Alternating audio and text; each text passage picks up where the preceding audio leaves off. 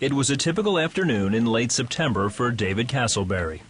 He needed to mow the lawn after work, so he sent 5-year-old Brett inside the house. David was mowing under the plastic playhouse with the lawn tractor as he usually did when he realized something was wrong. The grass was thick and the mower tried to die. And I knew by me pushing it that it shouldn't have bogged the mower down like that. I looked down and all I seen out from under the mower is SpongeBob Crocs. His whole body was between the wheels and the deck. I jumped off the mower and I picked up the mower and just chunked it off of him. And I looked down and I could see that there was no skin between his wrist and his elbow on either arm. The skin was just wadded up on both sides, and I could see his left hand hanging. It was cut, almost in half or more. I picked him up and I carried him across the yard, and there was a trail all the way. The sidewalk was soaked with blood, the steps, the porch, and I thought I need some help. Need an ambulance. David called 911 on his cell phone and ran to his neighbors, Tim and Janice Helms, for help. When I was running across the driveway, he stood up on that porch rail and was hanging onto the top rail hollering, "Daddy, it hurts." Tim and Janice came immediately, but they weren't prepared for what they saw. The first thing I saw was Brett's face, which was just covered with dirt, mud, and so it just took a second to try to comprehend what's wrong with him. And when I looked down, that's when I saw his arms. It would look like nothing was left. It was horrendous, like what you would see in a horror movie.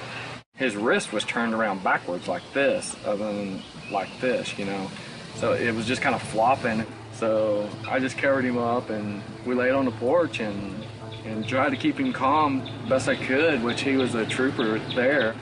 And as we were waiting for the ambulance, Brett just kept asking, "How's my dad? My dad's really hurt." Brett's dad had second-degree burns from touching the muffler when lifting the mower off of Brett. But that wasn't what hurt him most. At one point he was, saying I killed my son. And that's where I was saying, no, he's alive, he's alive. Worst case scenario, David, I said, if he loses his arms, you've got your son still. Meanwhile, Janice tried to keep David calm. David's next call was to his wife, Pam. He goes, "I just ran Brett over with a mower." You don't see people, you don't see anything. I mean, your whole world just stops. While on her way to the hospital, Pam sent out a call to prayer. I posted on Facebook, "Please pray for Brett. He's been in a horrible accident." I got hundreds of responses back, and everybody posted it on their Facebook wall, "Please pray for Brett," and it just spread literally like wildfire. As they waited for the ambulance, Tim and Janice noticed something unusual. This is a dead-end road. No one comes on this road. There's no one out here. So at the scene of the accident, I noticed people gathering across the street. There was quite a few. I was thinking, where'd they all come from? And as the ambulance finally got there and took Brett away, I remember looking back up and there was no more people out there. Brett was rushed to St. Joseph's Hospital. The medical team stabilized him and took x-rays. I do know he had 2 broke wrists. The first responder told us that. But when he got to St. Joe and they did full body x-rays, there was no sign of broke wrist. The first time I looked at Brett, he opened his eyes and he said, "My arms are broken." And I said, your arms are broken? He said, "Yeah, I seen the bones, they're broken. I'm gonna get cactuses." And so the cast, he called them cactuses. Brett was transferred to Arkansas Children's Hospital for emergency surgery. Doctors requested permission to amputate Brett's arms up to the elbows. But when it was over, he told us that everything went well and that Brett was doing okay. He didn't have to take anything, and he really didn't know how he saved what he did. And my response to that was that he was guided by nail-scarred hands. Because I don't think under normal circumstances they would have saved that much of someone that was cut that bad. Brett was taken to intensive care and struggled to recover from the trauma. All anyone could do was pray. He was shaking real bad, and they told us it was his nerves causing it. And they brought in a bigger bed and told me to lay down by him. We were laying there in bed, and he said, "Daddy, get up." And so I'm like, why? And Brett said, Jesus wants to lay down. And it just brought like a huge peace that you knew that God didn't send angels, he sent Jesus to protect him. Brett stabilized, but doctors told the Castleberrys their son would need extensive surgeries and would be in the hospital for at least a month. He had over a dozen broken bones, a severed artery and ulnar nerve, along with massive tissue loss. Dr. Teresa Wyrick recalls taking over Brett's case at that time. The thing that I think of that's the most significant was the damage that involved the muscles and tendons to his arms. He had muscles that bend the fingers and that extend the fingers or straighten the fingers that were completely cut, and so much so that they were not actually repairable. And so my thought long term for him is that I was going to have to take tendons or muscles from other parts of his body and move them into the arm to try and make things work. Pam posted regular updates on email and Facebook, asking everyone for prayer.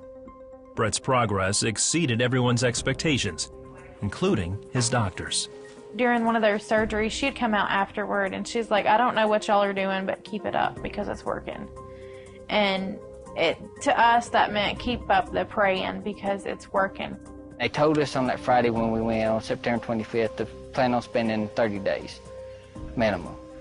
And 12 days later, we rode him out to the car. Over the next few months, Brett had more reconstructive surgeries and skin grafts. However, doctors weren't sure if his arms would ever be able to function.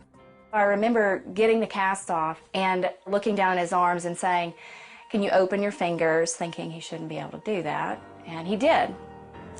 And then saying, okay, now bend your fingers, and him making nearly a full fist. And I remember sort of shaking my head and blinking and saying, do that again, bend your fingers, thinking, I know that the muscles were cut that should be able to do this. So how is he doing this? Mechanically, it shouldn't have worked. The way your fingers bend is you have a muscle in your forearm, and it's attached to a tendon, which sort of functions like a rope. And the rope is attached to the bone in the finger. And so the way it works is the muscle fires, and it's the motor. It sort of pulls on the rope, which is attached to the finger, which should bend the finger. So you can imagine if that muscle is not connected to the rope, it shouldn't work, right? It shouldn't be able to pull on it. But it did. It worked. I don't know how it worked, but it was amazing. Based on my medical experience and knowing that Brett can do things that he shouldn't be able to do, I would consider that a miraculous recovery. David and Pam continue to marvel at how their son even survived the accident. They found chunks of his bone in the yard. And so when they put those bones back together in his arms, they shouldn't have went together. But on the x-rays, there's no missing bone. They were basically a clean break that went back together, but yet there was chunks of bone in my yard. So where did they come from? And they told us his fingers would never grow on the right hand because of the growth plates.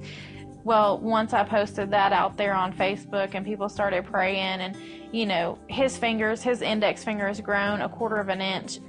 His nerve was severed in the left arm, and we went back for checkups, and she started checking him, and she started noticing he had nerve sensation building in his arm. And so every time we go back, that's what we look forward to, is how much more nerve sensation has he gained. Brett was matter-of-fact about the recovery process, even about getting skin grafts on his arms. Perhaps because God told him a few things. That he's going to put new skin over my arm. That he was going to protect me. It makes me feel like I have someone that's always with me. Brett taught us a lot about how to get over it, because he refused to cover them, he refused to hide them, he refused not to answer questions. Brett's recovery included a confrontation with the mower as soon as he got home from the hospital. He had his mind made up that he was going to recover and he was going to do everything that he could to make life as it was before the accident. Today, Brett is a normal, energetic boy, and his favorite thing to do is spend time with his dad. I play football with him. I like to ride my bike, build stuff, play with my tools. Me and my dad like to play baseball. I can catch a ball on the ground. I can try to catch one in the air. The Castleberrys have learned a lot about God through their experience. But the main thing they've learned is to trust that God will bring you through. He may not keep something from happening, but he can bring you through whatever happens. It's really built faith, you know, the childlike faith. I see that now, because a lot of times I can go to Brett and say, Mom's having a hard day. And he'll say, well, you just need to pray about it, Mom. Or you just need to do whatever. And, you know, that's all you need is that childlike faith.